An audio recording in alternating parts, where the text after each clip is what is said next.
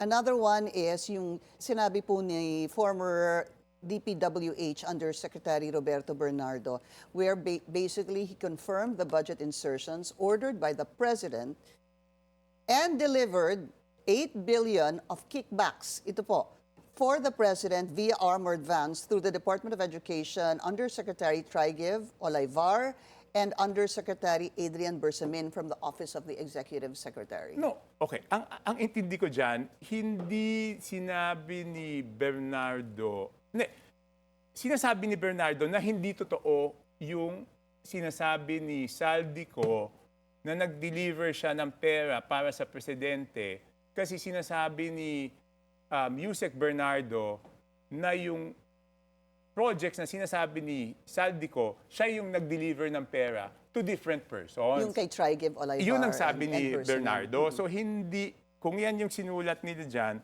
medyo nagkamali sila siguro ng interpretasyon dyan dahil hindi sinabi ni Bernardo na dineliver niya kay Presidente. Kung hindi, sinasabi niya na hindi totoo yung sinasabi ni Saldico na nag-deliver si Saldico kay Presidente para doon sa mga proyektong yon dahil sabi niya siya yung nag-handle ng mga proyektong yon at hindi niya kay Presidente dinala yung pera. Right.